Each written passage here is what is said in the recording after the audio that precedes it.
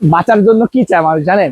বাঁচার জন্য মানুষ বেশি কিছু চায় না, একেবারে এভাবে একটা খোলা মুক্ত পরিবেশে একটা দম দীর্ঘ শ্বাস নিবেন, একেবারে মন ভরে একটা নিঃশ্বাস নিবেন, আর এরকম হাজার বছরের পুরনো প্রাকৃতিক দৃশ্য দেখবেন, দেখবেন আপনার পৃথিবীতে কারোর তো দরকার নেই।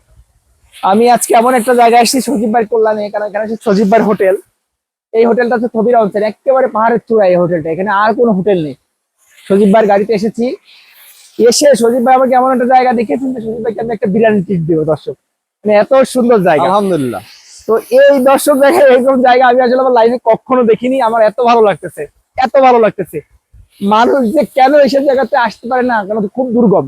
আমরা যখন আসতেছিলাম গাড়ির থেকে, তখন গাড়ি শুধুমাত্র একটা রাস্তা, মানে দুটা গাড়ি যেতে পারে না, এবং আমরা কোনো রকম গাড়ি একটু ইয়ে হলে আমরা পাহাড়ের নিচে পড়ে যাবো।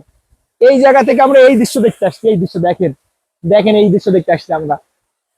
হ্যাঁ, কারণ বিষাক্ত কিছু থাকতে পারে যেহেতু পাহাড়ি অঞ্চল। সজীব বাড়ির পিছনটা দেখেন দর্শক, ওই পিছনে ওয়াটারফল কিন্তু এখান থেকে দেখা যাচ্ছে, দেখেন ওই, মানে এই দৃশ্যটা দেখেন শুধু, একেবারে পাহাড়ের মাঝখানের একটা চূড়ায় আমরা। ও মাই গড,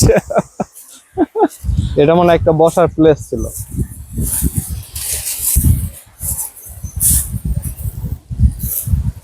আকাশটাও আজকে অনেক সুন্দর নীল হয়ে আছে একেবারে।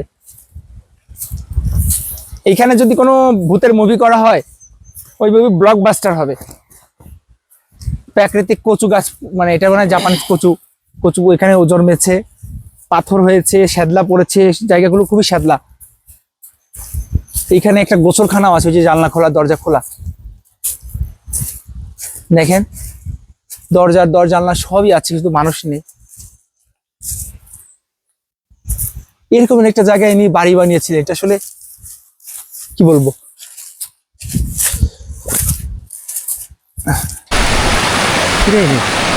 করে নানি খাকে তা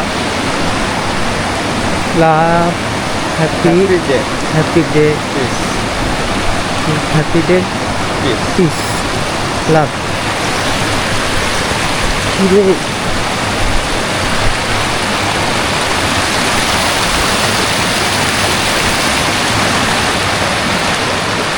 দাঁড়ান আমি নিচ্ছি ব্যাগটা।